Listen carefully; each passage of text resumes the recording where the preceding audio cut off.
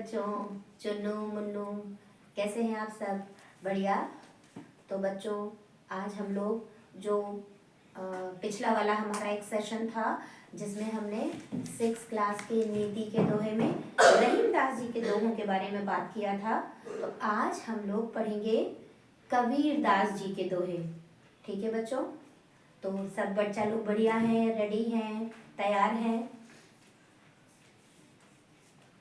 कोई भी दिक्कत होगी आपको इन दोहों में तो आप इनको देख के समझ के और अपने दोहे बहुत अच्छे से तैयार कर सकते हैं।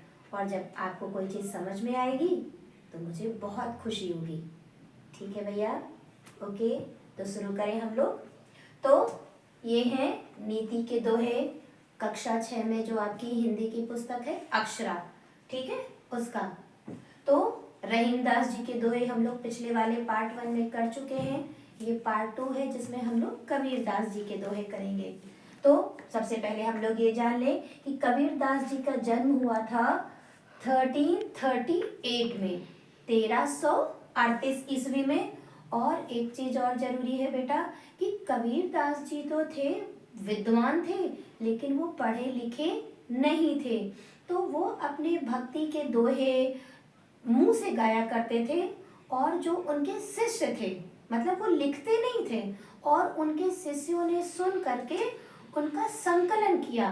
कुछ ही मिल पाए तो उनका संकलन हुआ बीजक नाम की पुस्तक में। तो कबीरदास जी की एक ही संकलित जो पुस्तक है जिसमें कबीरदास जी के दोहे हैं, उसका नाम क्या है? बीजक। और इस बीजक के 3 भाग हैं। पहला भाग साखी के नाम से, दूसरा सबद के नाम से, और तीसरा रमैनी। मतलब पुस्तक एक ही है बीजक, उसमें 3 खंड हैं, साखी, सबद, रमैनी। ठीक है? तो वो बिना पढ़े लिखे होते हुए भी देखिए उन्होंने कितनी अच्छी अच्छी बातें कही जो हमारे आपके जीवन में बहुत जरूरी हैं। क्योंकि कहते हैं ना कि शिक्षा के साथ साथ हमारे अंदर संस्कार भी होने चाहिए, नम्रता होनी चाहिए, विनम्रता होनी चाहिए, जो कि हमारी सफलता के लिए बहुत जरूरी है। शिक्षित होना बहुत जरूरी है, लेकिन बेटा साथ में शिक्षा के संस्कार, दूसरों के प्रति हमदर्दी, ये सारी चीजें बहुत जरूरी हैं। और इसी चीज को बताया है इन दोहों में कबीरदास जी ने। ठीक है? तो पहला दोहा है, दुर्बल को न सताइए जाकी मोटी हाय, मुई खाल की श्वास सो सार भसम होए जाए। दुर्बल को न सताइए जाकी मोटी हाय, मुई खाल की सांस से सार भस्म होए जाए। ये इसलिए बताती हूँ क्योंकि इन दोहों का जो एक लय में मतलब गाने में आनंद है वो पढ़ करके नहीं, क्योंकि ये दोहे हैं और दोहे को अगर आप लाइन से गाएंगे तो एक कहानी जैसे लगेंगे। तो जब भी आप किसी को दोहा सुनाइए तो एक सुर में सुनाइए, है ना? तो देखिए कबीरदास जी क्या कहते हैं, बहुत बढ़िया सी बात कहते हैं। कहते हैं दुर्बल को न सताइए जाकी मोटी हाय। कभी भी हमें, आपको, किसी ऐसे व्यक्ति को परेशान नहीं करना चाहिए जो किसी रूप में कमजोर हो। अब कमजोर कैसे हुआ? शारीरिक रूप से अक्षम हो, आर्थिक रूप से सक्षम ना हो। मान लीजिए कि कोई बहुत गरीब है, ठीक है, तो हमने उसका मजाक उड़ा दिया कि भाई ओहो इनके पास तो अच्छे कपड़े नहीं है, इनके पास, इनका घर बहुत अच्छा नहीं है, इनके पास कोई ढंग की गाड़ी नहीं है। तो उस व्यक्ति को ना बहुत तकलीफ होती है। ये हो गया पैसे से कमजोर व्यक्ति। मान लीजिए कोई शारीरिक कमजोर है, किसी के हाथ में, पैर में कोई दिक्कत है, तो आप बोलोगे ओहो इनके पैर में तो दिक्कत है, ये तो हमारी तरीके दौड़ ही नहीं सकते, हमारा तो मुकाबला कर ही नहीं सकते। वो भी गलत है। मैं कहती हूँ जानवर ही क्यों ना हो, मान लीजिए एक डॉग है, एक कुत्ता है, वो जा रहा है, किसी ने उसको खींच के डंडा या ईंटा मार दिया, बेचारा को करके रह जाता है। तो वो क्या है भाई, आपके पास ताकत है, आपने उसे मार दिया, उसको चोट लग गई, लेकिन उसकी चोट में भी तकलीफ तो उतनी होती है ना जितनी हमें और आपको होगी। तो कह रहे कबीर दास जी कि कभी भी किसी दुर्बल व्यक्ति को सताना मतलब परेशान करना नहीं चाहिए। जाकी मोटी हाय, क्योंकि हाय उसके अंदर से हाय निकलती है। हाय मतलब हो सकता है वो आपसे तुरंत लड़ ना पाए, तुरंत झगड़ ना पाए, तुरंत आपको जवाब ना दे पाए, लेकिन उसके अंदर से बहुत तकलीफ होती है उसको कि ओहो आज मेरे पास ऐसी चीज नहीं है, मेरे पास ऐसी कमी नहीं है, तो इन्होंने हमको मेरी बेइज्जती करी, मुझे परेशान किया। तो उसमें ना भगवान जी को बहुत बुरा लगता है। कैसे? मुई खाल की श्वास सो सार भस्म हो जाए। अगर आप लोगों को जानकारी होगी कि कहीं भी आपके आसपास लोहे के औजार, हसिया, चक्कू, ऐसे कुछ भी चिमटा बनाए जाते हों तो या आसपास कहीं बनते हो तो जाके देखिएगा कि उसमें जो भाई लोहा है ना वो पिघला करके एक आकार दिया जाता है उसको, ठीक है। उसमें ऐसे ऐसे ऐसे काफी पीटते रहते हैं उसको गर्म करके लोहे को। तो लोहा गर्म कैसे होता है? उसको गर्म करने के लिए मरे हुए जानवर की खाल की धौंकनी लगाई जाती है, मतलब मरे हुए जानवर की खाल उसमें आग में लगाई जाती है। तो उस आग में इतनी ज्यादा तपिश होती है, इतना ज्यादा गर्मी होती है कि वो लोहे को पिघला देती है और जो लोहार होता है वो अपने मनचाहे आकार में उस लोहे को ढाल लेता है। तो कह रहे जब मरी हुई खाल में इतनी तपिश है कि वो लोहे को पिघला दे, तो अगर किसी जीवित व्यक्ति को, किसी जीवित जानवर को आप परेशान करेंगे, हम परेशान करेंगे, तो उसके अंदर से जो हाय निकलती है वो कहीं ना कहीं हमारे लिए नकारात्मक चीजें लेकर आएगी, भविष्य में हमें परेशानियां लेकर आएगी। ठीक है, जैसे कि जब हम किसी के साथ अच्छा करते हैं तो भगवान जी भी खुश होते हैं। कैसे? मान लीजिए मैं विद्यालय में हूँ और मैं देख रही हूँ कि थोड़ी दूर पर गेट के पास एक बच्चा गिर पड़ा है। मैंने देखा काफ़ी सारे बच्चे तो उसकी मदद नहीं कर रहे हैं, लेकिन उनमें से एक बच्चा आगे आया और उसने उठ करके उस बच्चे की मदद करी। तो हम देखे, अरे वाह ये बच्चा तो बहुत अच्छा है, अपना खेल छोड़ करके इसने उस बच्चे की मदद करी। तो जब वो मेरे क्लास में आएगा जिस बच्चे ने मदद करी हुई है, तो हम उसको मतलब उस पर टीचर हो एक्स्ट्रा ही उसको प्रेम दिखाएंगे कि ये बच्चा बहुत अच्छा है, बहुत प्यारा है। तो बेटा ऐसा ही कुछ भगवान जी का होगा कि जब हम, क्योंकि कहते हैं ना हर व्यक्ति के अंदर ईश्वर है, जब हम किसी की मदद करते हैं, किसी की सहायता करते हैं, तो वो जो भगवान जी है ना वो खुश होते हैं, वो खुश होते हैं और बोलते हैं ठीक है हम भी इसकी, जब भी इसको ज़रूरत पड़ेगी तो हम इसकी मदद करेंगे। लेकिन जब हम किसी को परेशान करते हैं तो उन्हें बुरा लगता है कि ओफो ये तो गंदा बच्चा है, ये तो गंदा व्यक्ति है, ये दूसरों को परेशान करता है। ठीक है, किसी दिन हम भी इसे परेशान करेंगे। तो कभी भी किसी को परेशान नहीं करना चाहिए। बात समझ में आई? हम लोग दूसरा दोहा, मधुर मधुर वचन है औषधि, कटुक वचन है तीर, श्रवण दवारे हवे संचरे, साले सकल शरीर। मधुर वचन है औषधि, कटुक वचन है तीर, श्रवण दवारे हवे संचरे, साले सकल शरीर। मतलब कबीर दास जी कहते हैं मधुर वचन, मधुर मतलब मीठे, वचन मतलब बोलना, वाणी है, औषधि, औषधि मतलब दवाई। तो मतलब क्या है, जो हम बोलते हैं वो दवा बन जाती है? नहीं। अगर हम किसी से अच्छे से बोलेंगे, प्रेम से बोलेंगे, तो वो क्या है, मीठी वाणी में बोलेंगे, चीनी घोल के नहीं, प्रेम से बोलना ही होती है मीठी वाणी। ऐसा नहीं कि हम कोई चीनी खा के बोलेंगे तो भाई हो गई मीठी बाड़ी, नहीं, हम बोलेंगे प्रेम से, अच्छे से। तो अगर हम किसी से बहुत प्रेम से बोलते हैं तो वो क्या हो जाता है, वो हमारे शब्द औषधि का काम करते हैं। कटुक वचन है तीर, कटुक माने कड़वे, वचन माने बाणी, और तीर माने तो होता है ना वो तीर कमान जिससे लड़ाइयाँ होती हैं, जो घुस जाता है तो घाव हो जाते हैं, बिल्कुल। तो और अगर हम किसी से तीखा बोलेंगे, गुस्से में बोलेंगे, कड़वा बोलेंगे, कड़वा मतलब मिर्ची खा के नहीं, गुस्से में, जैसे आप लोग कभी कभी गुस्सा कर देते हो, ऐसा नहीं है, ऐसा नहीं है, मतलब झगड़े वाले अंदाज से अगर हम वैसा बोलते हैं किसी से, तो वो सामने वाले व्यक्ति के लिए उतना ही तकलीफ देह होता है जितना किसी ने तीर मार दिया हो, उसको उतना ही दर्द देता है।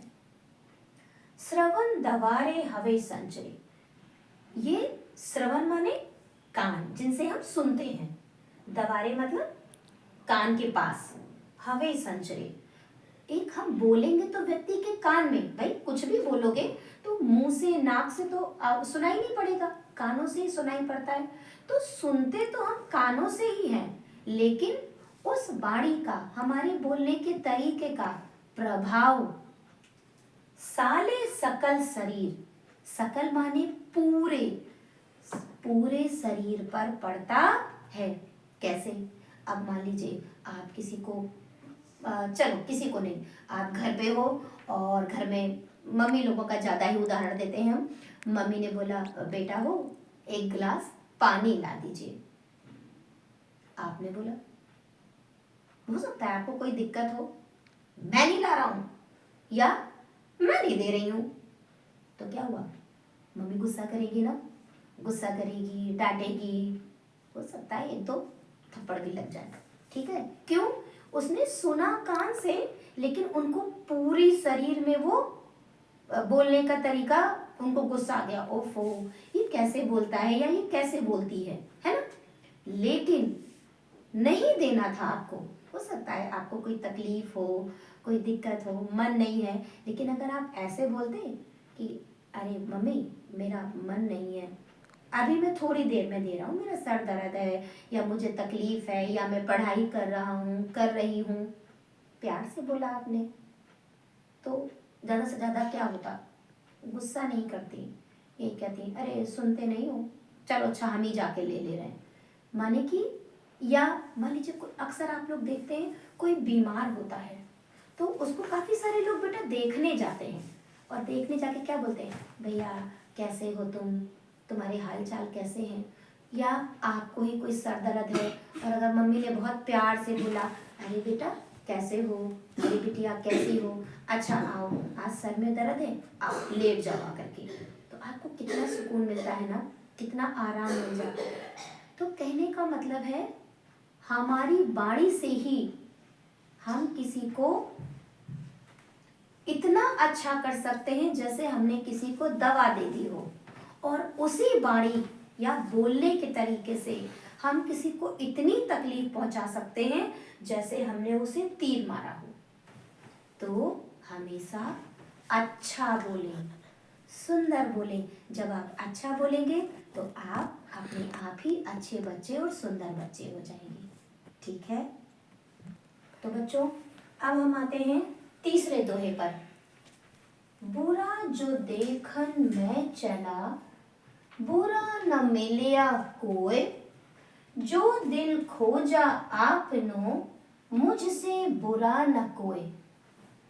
बुरा जो देखन मैं चला, बुरा न मिलिया कोय, जो दिल खोजा आपनो, मुझसे बुरा न कोय। तो बच्चा लोग, ये दोहा हमें ये बताता है कि कबीरदास जी कहते हैं कि जब मैं बुराई ढूंढने चला दूसरों में, तो मुझे किसी में भी कोई बुराई नहीं मिली, लेकिन जब जो दिल खोजा आपनो, जब मैंने अपने दिल में अपने आप को देखा, मुझसा बुरा न कोई, तो मुझे मेरे समान कोई भी बुरा नहीं मिला। कहने का मतलब क्या है? बहुत बड़ी सी बात कही इन्होंने, जो आजकल बहुत कम होती है, कि हमें दूसरों में बुराइयां नहीं खोजनी चाहिए, दूसरों को सुधारने का प्रयास नहीं करना चाहिए। हमें बुराई खोजनी चाहिए खुद के अंदर, सुधार करना चाहिए खुद के अंदर। कैसे? भाई मान लीजिए हम रास्ते में जा रहे हैं, तो अक्सर हम लोग कहते हैं देखो ये रोड गंदी है, ये चीज़ टूटी है, ये रेलवे स्टेशन पे ऐसा है, ये पार्क में कूड़ा पड़ा है, सब लोग कूड़ा फैलाते हैं। या तो कहने का मतलब क्या है? क्या हम वो काम करते हैं कि नहीं करते हैं? कभी कभी होता है हम खुद भी उन्हीं बुरे कामों में लगे होते हैं, उसी प्रकार की गंदगी कुछ भी खाया, फेंक दिया, या कहीं पर कोई पौधा है, फूल है, तोड़ लिया, तो हम भी तो उन्हीं बुरे कामों में लगे हुए हैं। लेकिन हम सोचते हैं कि हम ऐसे ही रहें और सारी दुनिया ठीक हो जाए। लेकिन क्या ऐसा संभव है? दूसरों को सुधार करना बेटा संभव नहीं है। संभव है अपने में सुधार करना। मान लीजिए एक ड्राइंग की कॉपी है, आप हो और आपका दोस्त है, ठीक है? तो अच्छी ड्राइंग आप किस में बनाओगे? अपनी कॉपी में या अपने दोस्त की कॉपी में? जाहिर सी बात है अपनी कॉपी में बनाओगे। उसमें कुछ भी गलतियां नजर आएंगी, इरेजर से इरेज करोगे, उसे फिर से और अच्छा करोगे, उसमें और सुंदर सुंदर कलर भरोगे, तभी तो उसके नीचे अपना नाम डालोगे।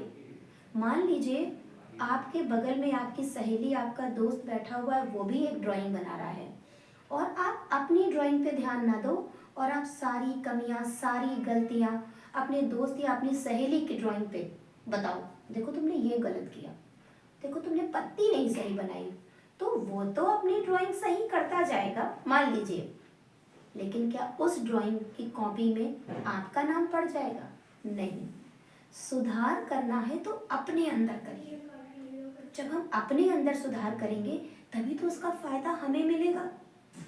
पूरी दुनिया को सुधारने से क्या हुआ अगर हम ही बिगड़े रह गए? और सबसे बड़ी बात है कि हम दुनिया को सुधार ही नहीं सकते बेटा, हम सिर्फ खुद में सुधार ला सकते हैं। हम ये कह सकते हैं हम सुबह उठेंगे, हम अपने जो भी डेली वाले काम है करेंगे, हम राजा बेटा बन के स्कूल जाएंगे, हम वहाँ पर खूब मन लगा के पढ़ाई करेंगे, हम जीवन में बहुत कुछ अच्छा करके दिखाएंगे, ये तो हो सकता है। लेकिन हम कह दें कि पूरी कक्षा से हम ये उम्मीदें कर ले तो कि पूरी कक्षा होमवर्क करके लाए, तो क्या आप ऐसा पढ़ सकते हो? नहीं। दूसरों को सुधारना बहुत मुश्किल कार्य है, या कह दीजिए नामुमकिन है, लेकिन अपने आप को सुधारा जा सकता है। और अगर हाँ दूसरी चीज, अगर हर व्यक्ति ये कह ले कि मैं खुद को सुधार लूंगा, मान लो ये एक बच्चा है, ठीक है, इस बच्चे ने बोला, ये बच्चा है राम, इस बच्चे ने बोला भाई मैं खुद को सुधार लूंगा, मैं खूब पढ़ाई करूंगा।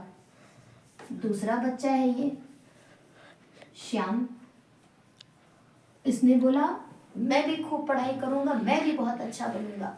ऐसे ही 3-4 और बच्चों ने बोला खुद के लिए कि हम बहुत अच्छे बनेंगे, तो पता लगा पूरी क्लास अच्छी हो जाएगी ना।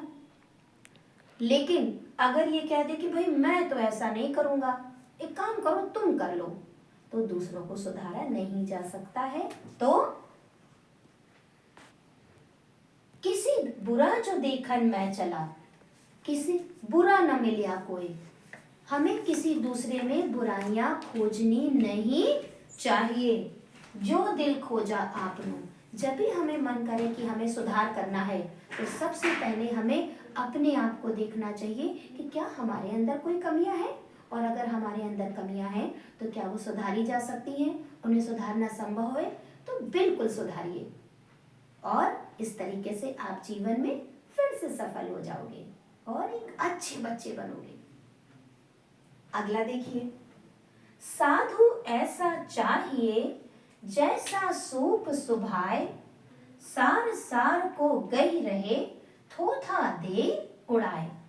साधु ऐसा चाहिए, जैसा सूप सुहाए, सार सार को गई रहे, थोथा दे उड़ाए। अब देखिए, मतलब कितनी अच्छी अच्छी बातें कही हैं। कह रहे साधु, साधु मतलब एक अच्छा व्यक्ति, सज्जन व्यक्ति कैसा होना चाहिए? जैसा सूप होता है, जिसमें नहीं आपके यहाँ घर में वो गेहूं वगैरह साफ किए जाते हैं, जिस प्रकार का सूप होता है वही स्वभाव एक अच्छे व्यक्ति को अपने अंदर धारण कर लेना चाहिए। कैसे? कभी आपने देखा है घर में मम्मी को, किसी को सूप से गेहूं चावल की साफ सफाई करते हुए? उसमें होता क्या है, जो भी चीजें घुनी सड़ी कीड़े घुन होते हैं वो सूप सब बाहर उड़ा देता है, और सूप में क्या रह जाता है? अच्छा अनाज। समझ गए? तो ऐसे ही हम जिस भी संगति में बैठे, हम जिसकी भी दोस्ती करें, हम जिसके भी साथ रहें, तो ये हमारा स्वभाव होना चाहिए सूप के जैसा, कि हम सामने वाले की अच्छी बातों को तो ले लें, लेकिन उसकी बुरी बातों को सूप के समान उड़ा दें।